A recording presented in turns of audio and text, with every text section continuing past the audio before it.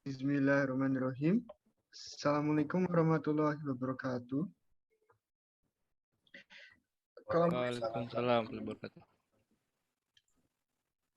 Presentasi kali ini, kelompok kami, Quantum, akan mempresentasikan tentang salah satu jenis arsitektur yang bernama entire architecture.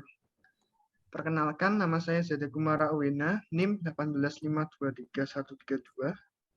Saya Bayu Dwiarto, 19523162. Kalau saya Muhammad Fadli, NIM 18523235.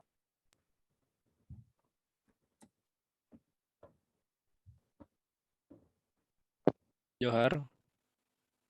Saya Muhammad Cawaraza, NIM-nya 1852372. Saya Fasmar Rizky Alfi Bahri, NIM 1752311.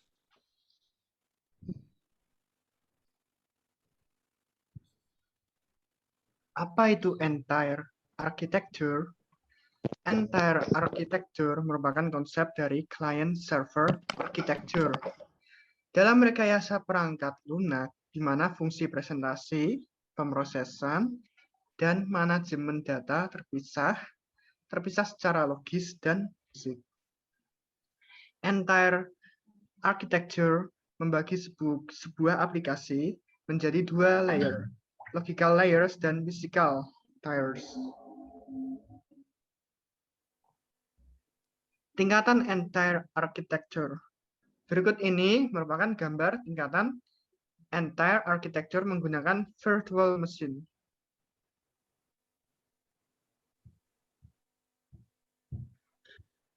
Penjelasan gambar.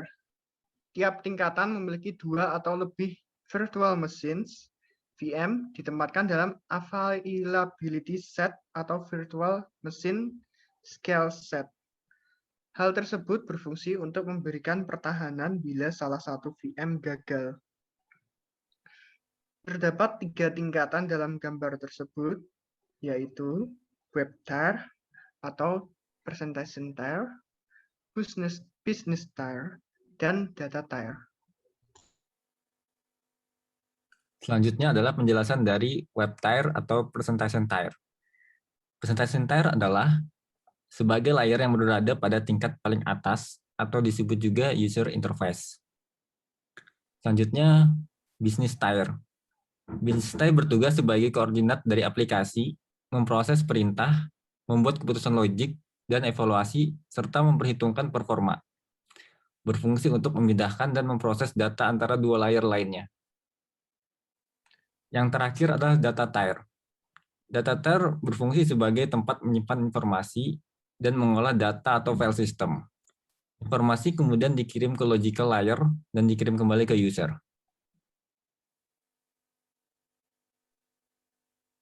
Yaitu kelebihan dan kekurangan dari entire architecture. Yang pertama itu kelebihan. Yang pertama itu ada secure. Jadi entire architecture itu dapat mengamankan masing-masing dari 3 tingkatan secara terpisah menggunakan metode yang berbeda. Yang kedua itu easy to manage. Jadi entire architecture itu dapat mengelola setiap tingkat secara terpisah, menambahkan atau memodifikasi setiap tingkat tanpa mempengaruhi tingkatan lainnya.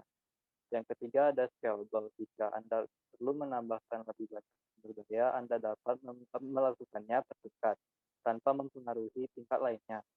Yang terakhir itu flexible. Terlepas dari skalabilitas yang terisolasi, Anda juga dapat memperluas setiap tingkat dengan cara apapun yang ditentukan oleh kebutuhan Anda. Selanjutnya itu kekurangan dari entire architecture. Yang pertama itu expensive, karena sistem entire mahal untuk pengembangnya dan instalasinya. Yang kedua ada increase in complexity, karena perencanaan software sangat rumit.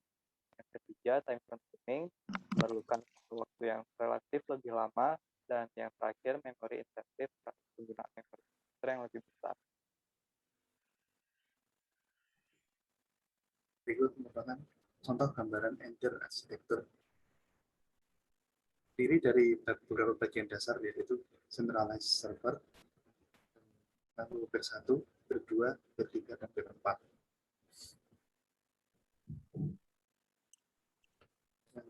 Pada gambaran entry arsitektur yang ini, sesuai yang dijelaskan sebelumnya, entry arsitektur terdapat 3 layer atau 3 tingkatan.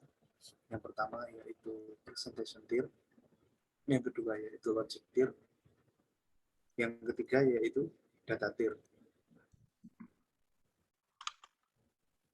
Karakteristik atau ciri-ciri dari entry arsitektur adalah yang pertama, aplikasinya mempunyai 2 tipe layer arsitektur, yaitu closed layer arsitektur dan open arsitektur.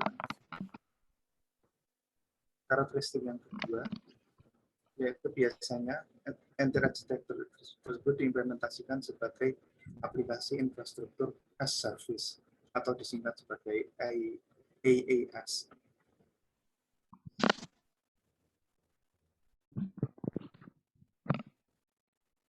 Selanjutnya contoh kasus penggunaannya. Yang pertama, arsitektur N-tier biasanya diimplementasikan sebagai aplikasi infrastructure as service atau IaaS yang setiap tingkatnya berjalan pada virtual machine yang berbeda. Lalu selanjutnya, website sederhana dan contoh kasus penggunaan yang terakhir adalah e-commerce website. Lalu penelitian atau pekerjaan yang membahas N-tier architecture, yaitu dalam penelitian Al-Silawi dan kawan-kawan yang berjudul Design and Implementation of an E-Learning Platform Using N-tier Architecture. Penelitian ini membahas penerapan N-tier Architecture pada Learning Management Systems di Universitas Irak. Penerapan N-tier Architecture untuk menggantikan sistem tradisional yang telah lama diterapkan yang memiliki banyak masalah. Tujuan penelitiannya adalah mengetahui hasil implementasi N-tier Architecture pada Learning Management System di Universitas Irak. Lalu, hasil dan kesimpulan dari penelitian yang dilakukan tadi adalah terdapat 2 bagian, yaitu untuk siswa dan untuk guru. Untuk siswa, yang pertama program ini mudah digunakan secara umum, lalu meliputi keakuratan isi dan bebas dari kesalahan kebahasaan dan tata bahasa. Lalu yang ketiga adalah mudah mengunggah dan mengunduh materi melalui platform. Selanjutnya untuk guru, jawabannya adalah sebagai berikut. Platform ini bebas dari kesalahan tata bahasa, lalu menyediakan lingkungan interaktif antara pelatih dan peserta pelatihan, menyediakan tingkat pendidikan yang berbeda, mudah mengunggah dan mengunduh materi tanpa bantuan apapun, dan yang terakhir, kemudahan untuk menavigasi halaman.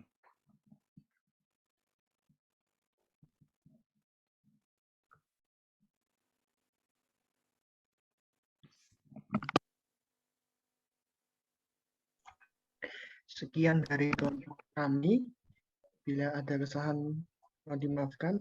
Wassalamualaikum warahmatullahi wabarakatuh. Waalaikumsalam.